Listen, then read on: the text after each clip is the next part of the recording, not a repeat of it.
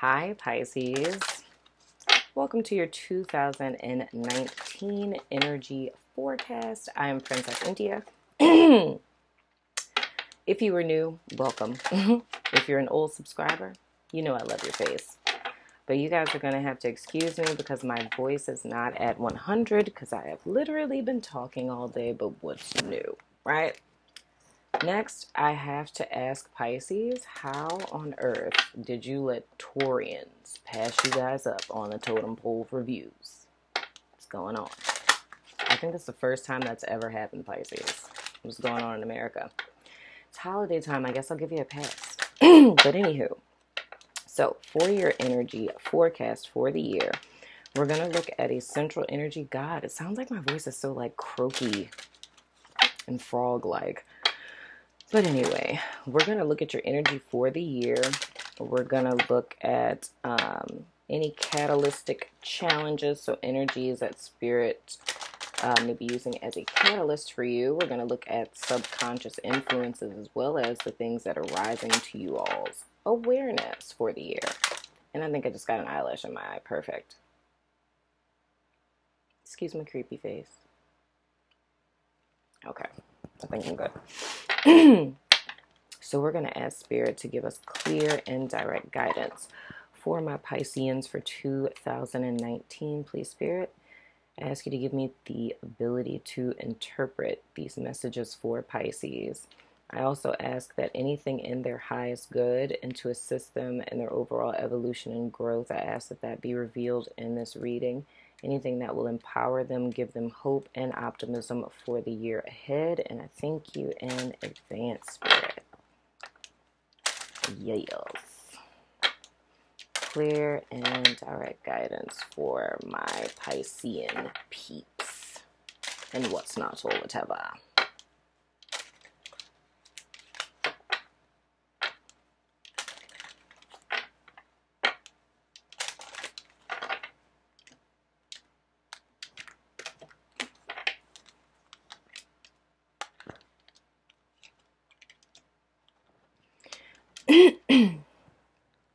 Take a swig of my water.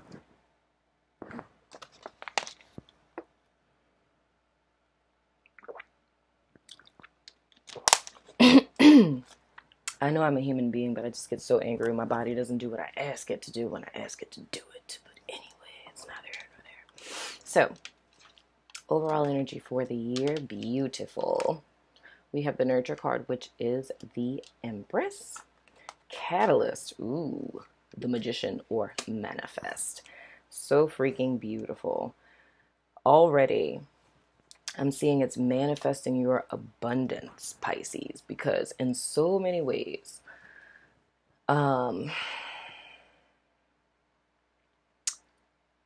it's almost like a,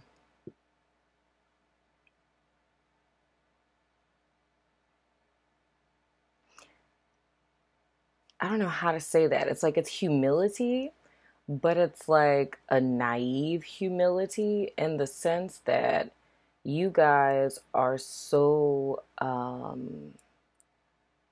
what's the word I'm looking for?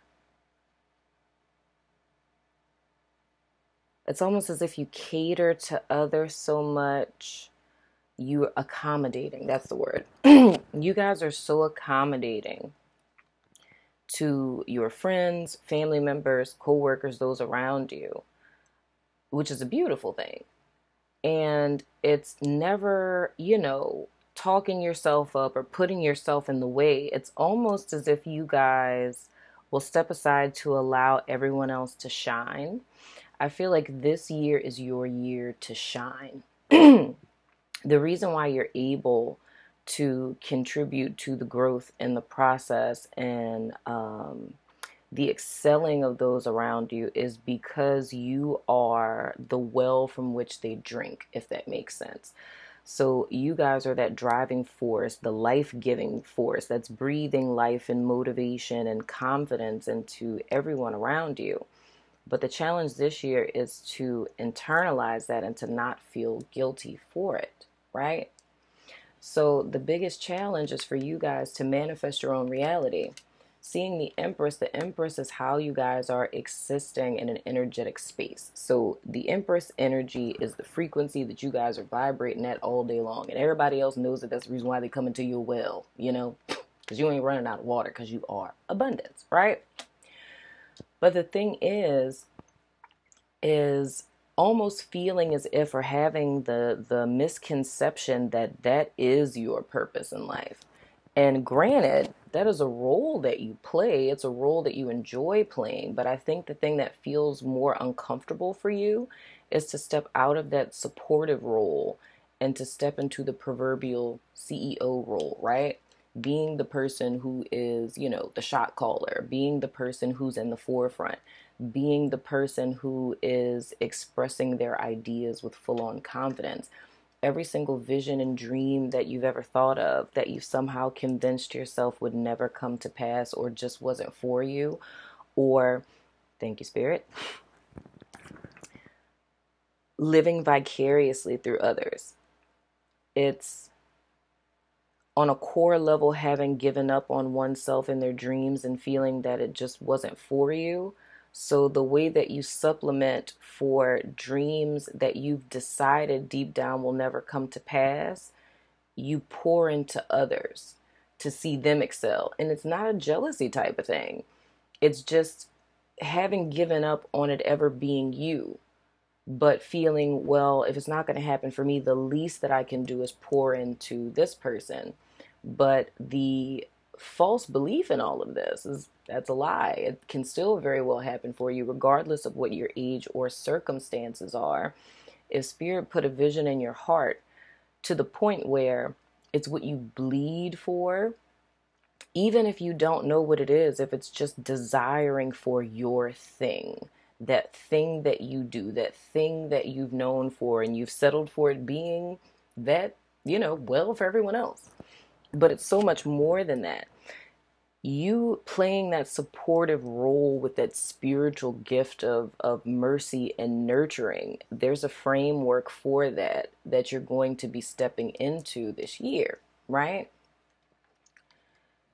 Your subconscious influence is the shine card, which is the star. So again, it's underneath it all, the fuel and the power, right? Behind the Empress energy of how you guys are showing up in life is that beautiful, radiant energy of your authentic self, right? And it's time for that to be brought to the forefront, right? So I love how I just described this card before I even pulled it, but it's in so many ways. The star card being your subconscious influence is you stepping back and looking at every person in your life that you have poured into to get them to where they are, and each one of those people being an aspect of you. So if you look at how amazing or how great they are, each one of them, you combine them into one, and that's you, right? So it's a little bit of a challenge of a mental block. It's like a glass ceiling that's been created for yourself for whatever reason, that said that you aren't supposed to be great, or your time has passed, or, you know, you're too old, or you don't have a degree, or only these kind of people. It's dispelling those things, and you simply seeing from experience all of the people that you have helped to attune to their authenticity. You couldn't have done that if you weren't in tune with that yourself, right? Because, you know, a person who's weak can't share their strength, you know, with a person who's lagging on their strength. It's like, I can only give you what I have, which is a whole bunch of weakness. You know what I'm saying? So you can't pour greatness and abundance into others unless it exists in you. But it's knowing that it exists in you, but seeing it from another perspective, and knowing that your purpose is not to be like an IV system for the world, but for you, not to say not give to people either, but it's for you to nurture your own gifts, talents, and the vision that you have in your heart. Now, what's coming to your awareness is flow, right? So this is interesting. Pisces has felt for a very long time that okay, I understand. For a very long time, you felt stuck at the bottom of the wheel of fortune, right? And you've resigned yourself to that fate. It's very similar to how I said with Taurus. It's like I said, for all of 2018, we felt like we were going up an uphill battle. It's like going up the mountain to no avail. And I feel with Pisces, it's slightly different in the fact that if we were to say it was a mountain, it would be every time you're climbing up the mountain, you get kicked like 10 steps back, you know? So you ascend a little and you get kicked back down.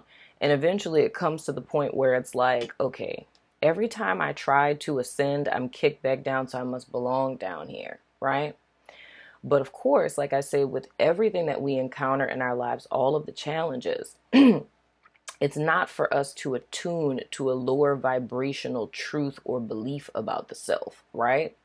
And if ever you feel like life is telling you something that is suggesting that you need to attune or to align to a lower vibrational truth or belief about the self, that is when there's a need to stand in your power and strength and truth, and knowing that that isn't the truth, right?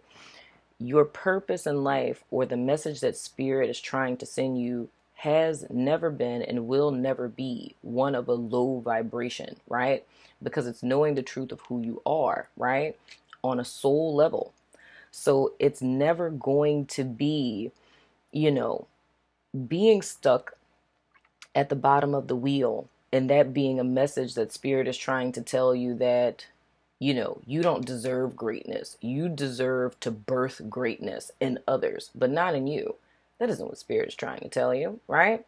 So the challenge then becomes, well, if I feel like my life is telling me something low vibrational or negative or dark about myself, I'm not good enough, I don't deserve this, it's not meant for me.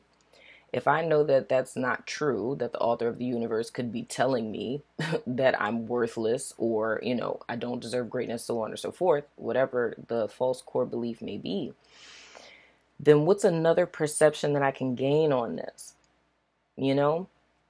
Being at the bottom of the wheel, granted, is discouraging. And I can say this from a Taurian perspective. Climbing up that mountain ain't that nice. It's lots of times where I'm just kind of like, maybe I belong at the bottom of the mountain. It's easier down here. But there's still that war cry in the soul that says, keep going, because I know at the top that there's something for me. And I know that with Pisces, it's the same draw that you're feeling. But the key is to not necessarily understanding the process of the wheel, but it's understanding the lesson of the wheel. You've had a great deal of time at the bottom. It's something that you know better than anything else. It's not about deluding yourself to say, oh, one day things are going to get better. But it's more or less the challenge being to make the best out of a bad situation. The challenge being that maybe you aren't meant to service everyone else. Maybe you aren't meant to breathe life into everyone else's dreams. It's almost your greatest strength can be cultivated at the most difficult time in your life, right? So it's more or less, if you can attune to this truth, right? And allow and this is going to sound extra, but if you can attune to the truth of who you are on a soul level, and you allow visualizing that truth of who you are, believing that it's possible, believing that you possess the tools, the skill, the know-how, and the ability to manifest this into reality, and holding true to that and less to your external circumstance, that's what will resurrect or ascend you to your true place. So it's almost how spirit is showing it to me. The way that Pisces tried to reconcile their situation was by external means.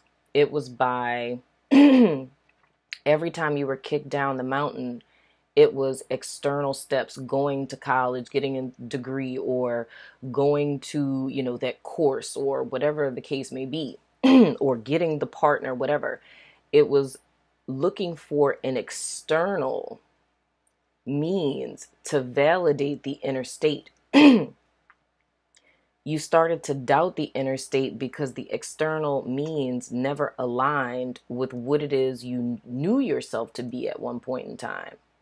So because your external circumstances were in opposition to the truth that you knew, instead of questioning the external circumstances, you believe the external circumstances were telling you something about your inner state.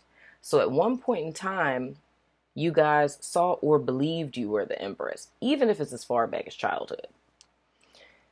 But it's because your circumstances that you encountered didn't reflect what you knew, you altered the thought of yourself to align with what your experience was telling you. But the key is that the opposition or the opposite of what it is you knew to be true was there for a reason, and it was there as a catalyst, much like how the magician is here to the Empress.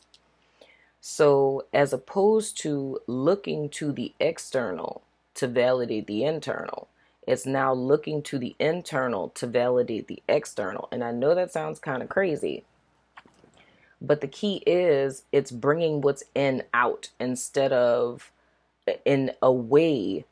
It's more in an energetic way, if that makes sense, as opposed to trying to bring the out in or allowing the out to define the in. So it's counterintuitive. And I said this for Gemini. It's very counterintuitive, but it's refusing to let being at the bottom of the wheel to define you. The moment that you do is when it will turn, because the only person who's keeping you at the bottom is the self, because this is what needs to arise to the surface. So how this is on my table is this is more or less the vision I'm seeing. This is like a fire that's kindling. Oh, let me show it to you. This is like a fire that's kindling, right? So this is what fuels how you show up in life, right? My challenge in all of this to manifest my desires is to do the polar opposite of what seems right or what it is that I've been doing. And that's instead of saying, oh, I'm at the bottom of the wheel, so that's just what it is. I keep trying and trying and nothing's turning. It's doing what seems completely asinine in a sense, right? And it's like, I'm going to make this wheel turn by me attuning to my truth. It's regardless of how things look outside of me, I'm going to see how this is working in my highest good. I'm going to shine the light of my truth and my inner beauty onto this situation. I'm going to declare, I'm going to project, I'm going to dig to find the abundance. Because again, all of the people that I've poured into are my example of the fact that I do have something inside of me, because if I didn't, I couldn't have poured into all of these people. So even if it takes you utilizing guided visualization of you seeing yourself at your highest and spending 5 minutes every morning in 2019 visualizing her or visualizing him, knowing what it's like with feeling, because that's the most important part of manifestation. It isn't just seeing, it's feeling. Know what it'll feel like to see your vision made manifest, what it'll feel like to get recognized for your poetry or artwork or whatever it is, your photography, whatever it is that you do, right? Allow yourself to feel those feelings at least 5 minutes every morning when you first wake up. If you want to giggle, allow yourself to giggle.